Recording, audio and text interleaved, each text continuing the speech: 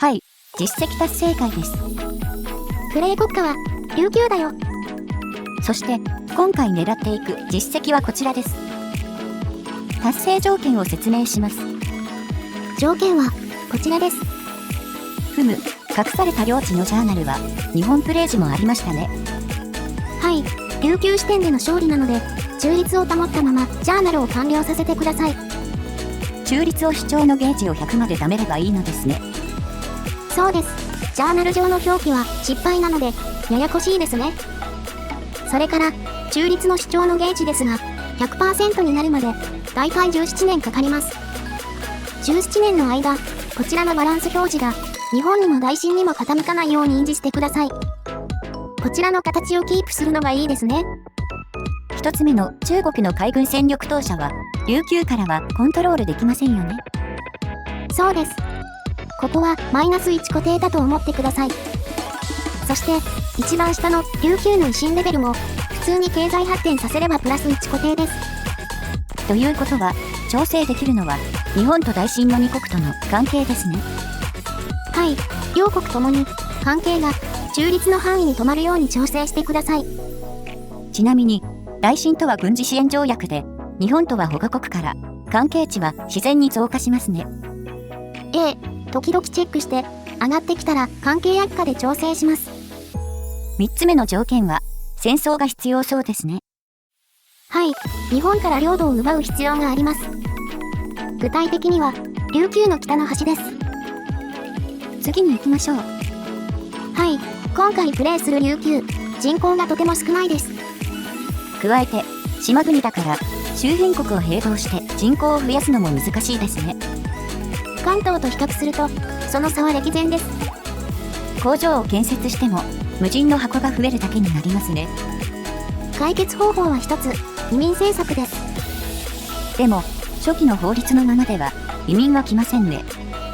はい、なるべく早い時期にこの2つを変更して人口問題を解決します。では最後に序盤の進め方について。まず一番の問題点は伐採所がないことですね。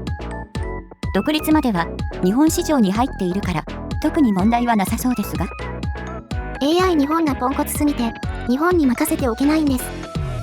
見て、このありさまですよ。なるほどね。それで解決策はあるんですか？あります。蝦夷を征服して伐採所を獲得します。日本が黙っていないのでは？いや、従属国が整理されるからそれでもいいかって感じですね。さらに恩義を消費すれば味方にすることもできます。そんなにうまくいくんですか？開始直後は無理です。琉球の GDP がある程度増えれば味方にできます。目安は宗主国に投資権を要請するために必要な GDP を達成していたら多分大丈夫。戊辰戦争で蝦夷地が併合されてしまうのでその前に獲得する必要があるのでご注意。独立についての注意事項も説明しましょう。はい、独立すると日本市場から抜けるので鎖国のまま独立したら積みます。独立に向けたカウントダウンが始まったら開国した方が良さそうですね。鎖国の廃止も大事ですが取引所が稼働していないと資源が入ってきません。補助金を投入して取引所の雇用がマックスになった状態で独立を迎えるようにします。ふむ、方針の確認はこんなところですね。では実況パートを開始しましょう。では琉球を選択してゲームスタートです。最初に無駄な施設を処分しましょう。物資不足で大赤字の海軍要塞を破壊します。ひとまず黒字になりました。ただほぼ施設なしの状態からのスタートですね。生産レンズの農業タブに何も表示されません。今はまだ使える工作地がないみたいですね。続けて資源を確認。実は輸入が有利か。むしろ何もないと思ってたのだけど石炭と硫黄があってよかった。ふむふむ、後で利用可能になる工作地は8つだね。最低限の食料は自給できそうですね。研究を確認します。宗主国の日本と同じなんだろうと思ってたら日本より遅れた状態からのスタートでした。まずはロマン主義を目指してみます。続きはこんな感じで予約を入れました。政府を確認します。おっと、農民が選択肢にいません。少数派だったか。法の改正の選択肢を増やすために、政府に軍部を追加しておきます。転校可能な箇所が少ないな。よし、まずは職業軍人に挑戦してみます。次は権力を設定します。まずは、布告を3種類入れました。おっと、最初から1段減税してますね。1段増税しても、84しか増えないのか。このままにしておきましょう。消費税の徴収も、もう少し経済規模が拡大するまで保留します。初期建設と施設の私有化を設定しておきます。はい、今回の初期建設はこちらで進めます。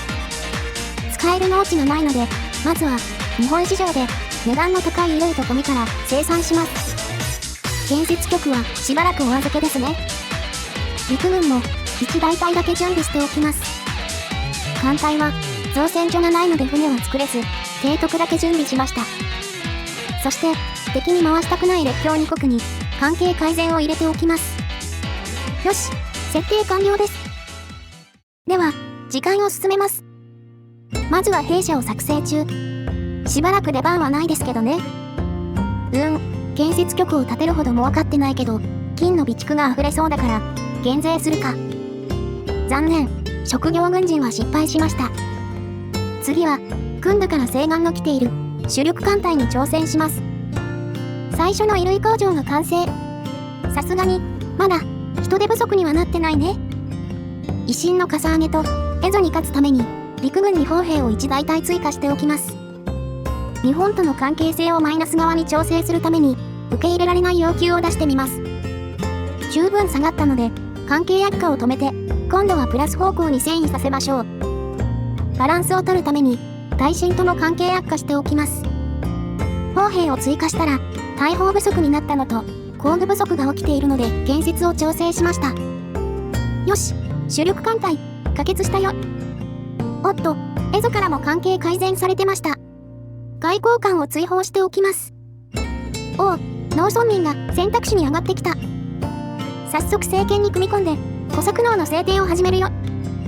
よし、ロマン主義の研究が完了。農本主義と移民を呼び込むための布告がアンロックしたよ。国境閉鎖中だからまだ意味はないけど、忘れないうちに布告を設定しておきます。小作農が可決。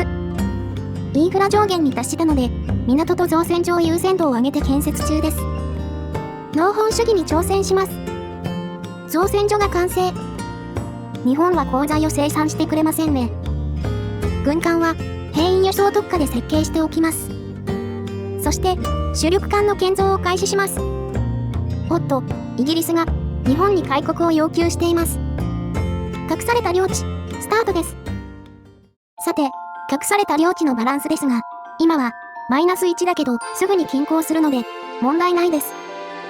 残念、農本主義、失敗です。あとちょっとだったんだけどな。さて、日本ではじきに攘夷派が倒幕に動き出します。先んじて絵図を確保しておきましょう。よしよし、幕府は味方に引き込めますね。恩義で日本を紹介します。そして、本州を通過して蝦夷に進軍します。さすがに勝ち目がないので、蝦夷は屈服しました。日本に恩義を負ったため、パワーバランスが少し日本に傾きます。この恩義は、すぐに消滅する可能性が高いけど、大秦と関係改善してバランスをとっておきます。蝦夷を確保したわけですが、残念ながら、琉球では北海道開拓イベントは発生しません。北海道のパワーアップはできないので、日本でプレイするときより、州の出力は下がります。でも、琉球にとっては急拡大です。編入を開始して、布告もたっぷり設定します。鋼材の生産も開始しましょう。最優先で伐採場を建設します。さて、蝦夷に移民を呼び込む準備を始めます。まずは、国境閉鎖を廃止しましょう。そして、サハリンの開拓を進めるために、植民地化の研究優先度を上げました。一旦、軍艦の造船を停止します。蝦夷を獲得して、しばらく、戦争の予定はありません。造船の停止で、領土増加後の赤字が、なんとかなりました。よし、木材も入手できるし、一軒だけ建設局を作ってみましょうか。おっと、薩長同盟による内戦が発生してますね。よしよし、国境閉鎖を廃止できました。いろいろ変えないといけないけど、次は鎖国の廃止に挑戦するよ。ふむ、薩長同盟が勝ったようですね。これにより幕府への恩義が消滅。中国との関係改善は不要になりました。再び鎖国に戻った日本がイギリスに開国を迫られてます。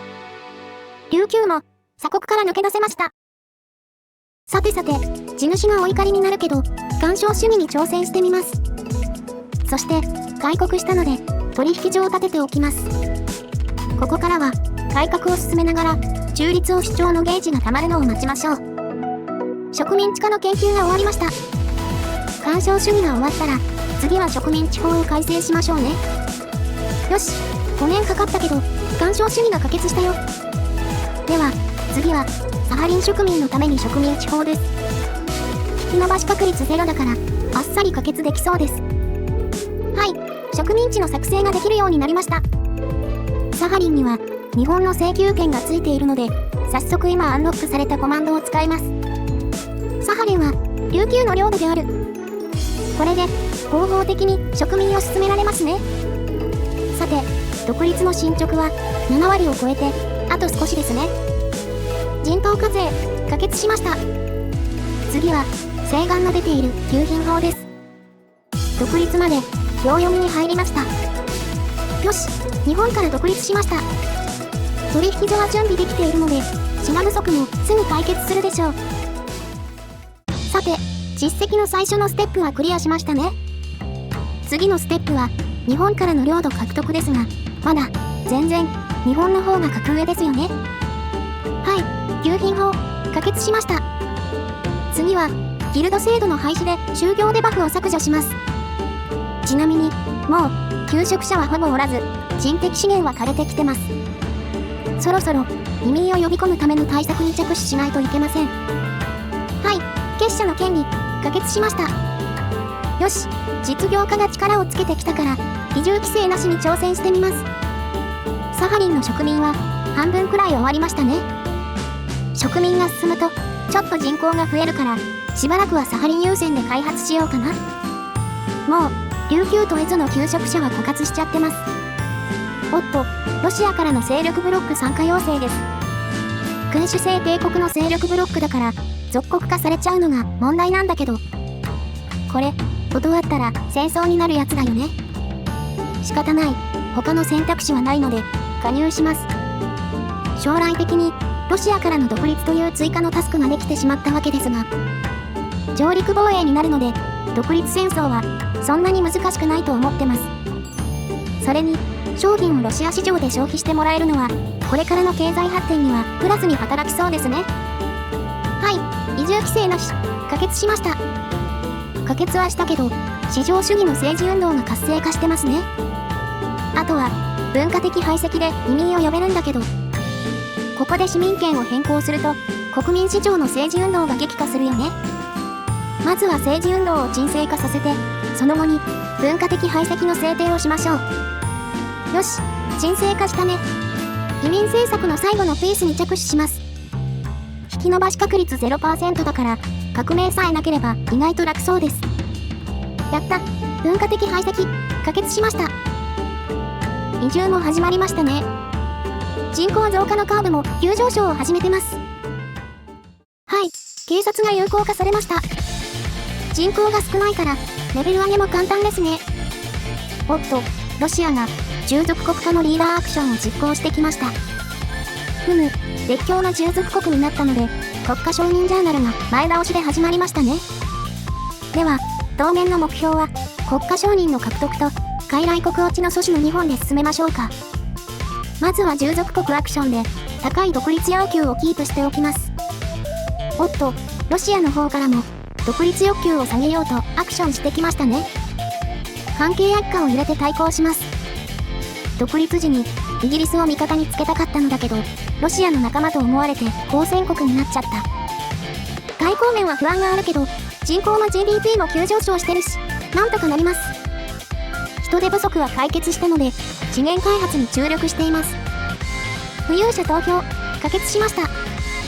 次はレッセフェールに挑戦です。交渉で労働組合を味方につけておきます。初選挙です。先ほど賛成派に懐柔した労働組合を政権に加えます。おっと、イデオロギー不一致でロシアから敵対視されました。ロシアからの併合も警戒しなければなりませんね。あ、政権の支持がキャンセルされました。正当性が50以下になってしまいましたね。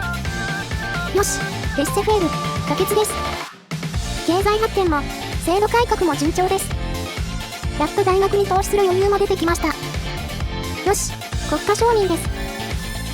国家ランクも32まで上昇しました。はい、経済力は中堅国家レベルに達したので、国家ランクに見合った軍隊の編成を始めます。敵は、ロシアと日本の2国、同時に相手にすることがないように立ち回りたいですね。軍拡を進めながら、チャンスを待っています。ロシアは、制空権のあるサハリンを狙ってくるので、海軍要塞を最大レベルにしておきます。あれ？なんか戦争始まってる？イギリス国旗ですね。つまり、今は、ロシアが琉球に手を出す余裕はないはず。日本を叩くなら、今しかありません。開戦可能にするために、外交官を追放します。日本との関係が中立になる前に、ロシアの戦争が終わらないことを祈りましょう。よし、開戦可能になりました。では、南西諸島の返還請求で宣戦布告します。プロイセンの参戦予想が出ていたので、首都の海軍要塞も最大レベルにしておきます。日本の要求は、こちらの全土併合ですね。遠慮はいりませんね。こちらからは、東北と九州を請求しました。北海道は防衛で、南から進軍します。まあ、日本軍は戦列歩兵で1世代前だから、負けることはないと思います。ふむ、プロイセンからの派兵はなさそうですね。勝利です。実績も達成できました。よしよし、これで作成可能な農作物の種類が増えましたね。おっと、今度はロシアから攻めてきました。もちろん、徹底抗戦です。ひとまず、サハリンに防衛軍を配置して、あとは上陸が来てから考えましょう。こちらの戦争目標は、独立にします。念のため、開戦までに蝦夷防衛軍を増強しておきます。敵に援軍ですが、オーストリアは海軍が弱いから問題ないですね。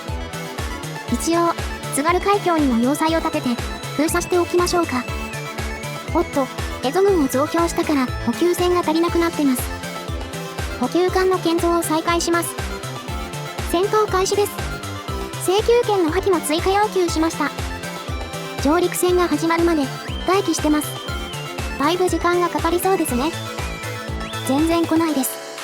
補給物資の増産で値段を下げてます。発電、アンロックです。州が少ないから、サービスのアップグレードは簡単でいいですね。それにしても、全然攻めてこないですね。結局、何もせずにオーストリアが降伏。ロシア市場から離脱しても、黒字でやっていけるようになりました。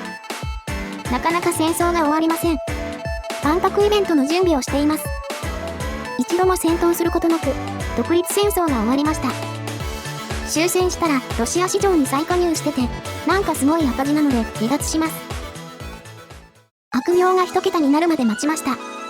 では、最後に、日本を保護国にします。介入はロシアだけなので、問題なさそうです。ロシアは来ませんでした。圧倒的です。はい、日本の逆支配、達成です。さて、下克上を達成して、列強にもなれたので、今回は、ここで終わりにします。久々の実績達成会でしたが、いかがでしたか？